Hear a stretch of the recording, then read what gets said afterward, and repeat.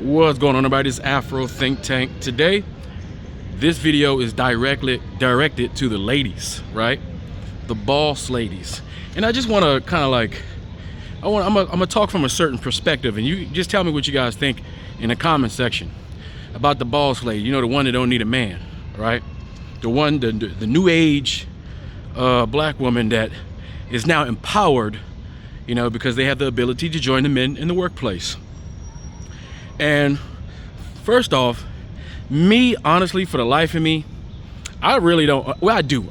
I understand why a woman would want to empower herself financially and have her own stuff, right?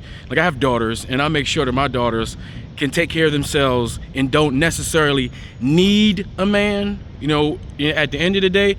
But I also teach them that, you know, at some point, you know, you do need your better half, just like your better half needs you for certain things, right? So think about this, women, right? You guys join the workforce, right? Now let's lay out the things you don't like. You don't want to be controlled by a man. You don't want to be told what to do, how to do it. You don't want to be anybody's maid, anybody's servant, or whatever right there, right? I understand that, right? You don't want somebody to be able to pull the carpet from underneath you. You know, they may be taking care of you, they may be in control of the finances, the houses, and all that stuff. But at any moment, when they get tired of you or whatever they do, they can just pull the carpet from underneath you, and then you're screwed, right? After all the years of dedication that you can possibly give to them, only for them to ruin your life by just snatching everything from underneath you, right? That is a risk that women take when they you know, get into marriages where they are housewives or whatnot, right? But let's talk about this. So the trade-off is to go to work, right? So the equivalent back in the day would be the women would stay home at the village, the men would go out and hunt and find food, right? So they would have to go out, and they would have to go out miles, and they would have to risk their lives and hunt for food, right? And then sometimes they would have to go to war. It wasn't guaranteed to come back. They had to struggle. Men used to have to struggle a lot harder, you know, to provide for the family. And then when they came home, they expected, you know, through the payment for all their hard work was that when they got home, the thing that they're struggling and stressing out of life to protect, they're hoping to come home to something that is worth them doing that. It's worth them going out there and working hard for that, right? So the woman now is basically doing that now, right? Because now we don't go out and hunt, we go out and we work. Right? So men, we go out and we deal with our bosses we don't like. You know, we deal with the stresses and the workplace drama and paying money to get to work, all this stuff, right? And traditionally, the woman got to sit home and do whatever she wanted to do. The house was her castle. She ran that. That was her business. Her job was to operate and run the compound, the domicile, the place of dwelling, right?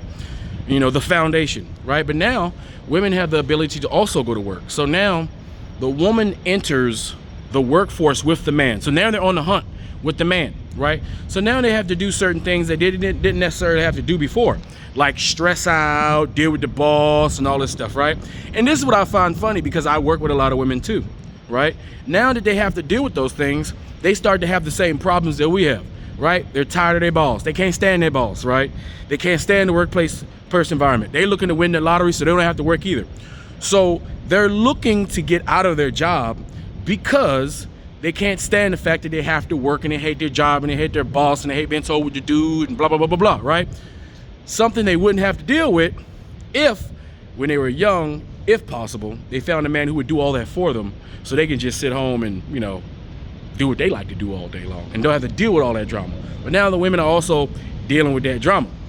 So if you think about it, women add more stress on themselves because they've entered the workplace, but they benefit from that paycheck. But then think about it, right? For the ones that don't want to listen to a man, they don't want a man telling them what to do.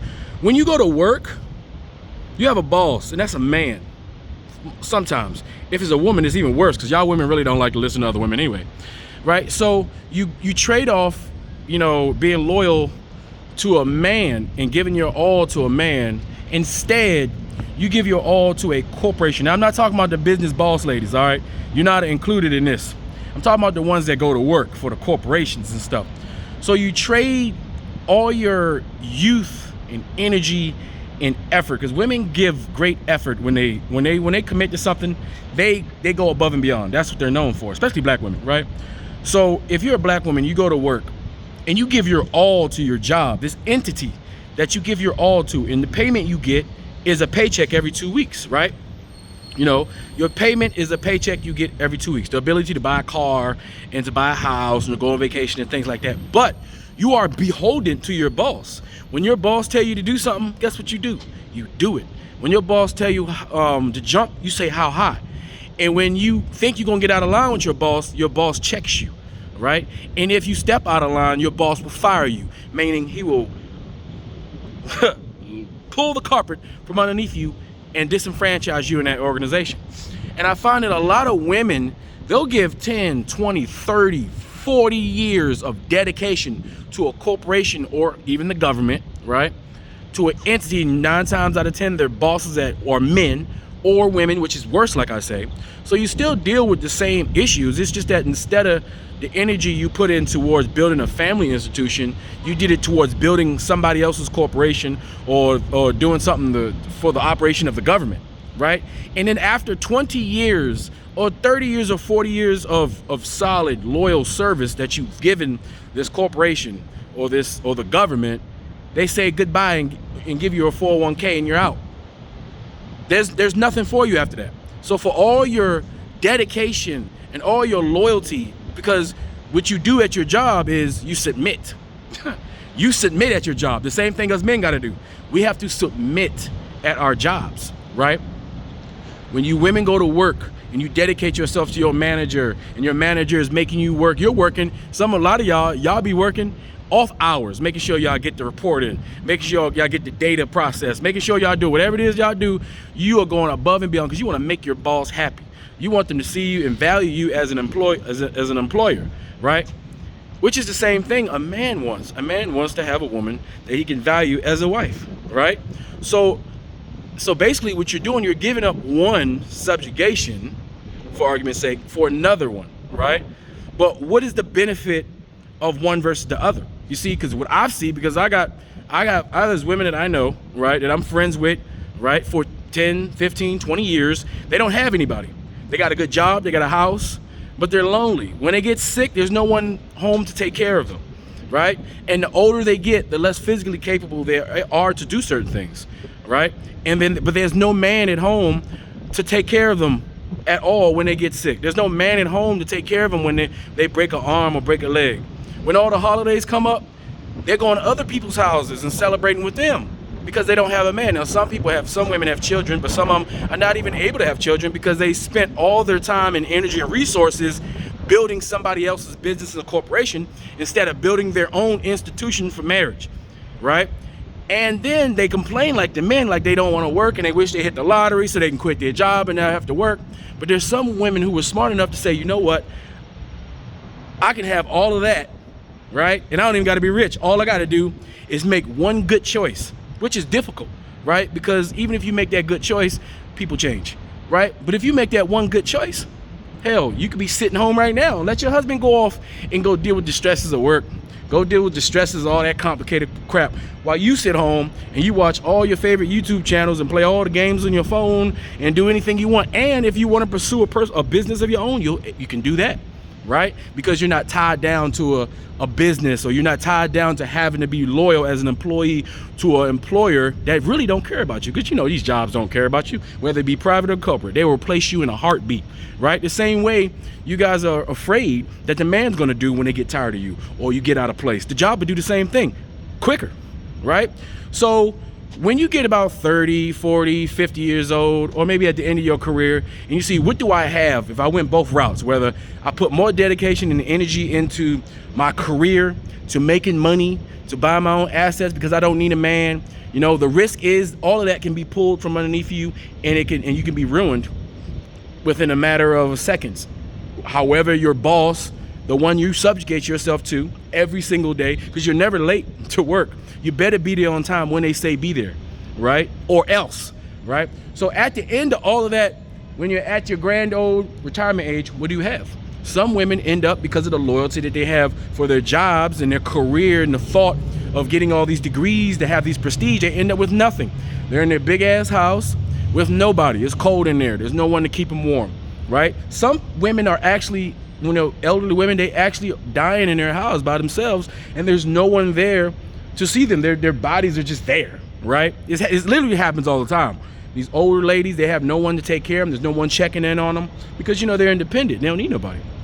And then you find 2-3 weeks later, you know, somebody does a wellness check and bam, they're gone. No one was there. Versus the one who said, you know what, I'm gonna make a good decision early, and I'm gonna pick a good man who's gonna go off and do all that stressful shit so I can sit home and chill or do whatever hell I want to do in my life. And I'm gonna let that man go off and be a man and do all that manly stuff so that you know, as a woman, they can be in their feminine energy all day and chill, be on vacation for the rest of their life. All they gotta do is a few things around the house.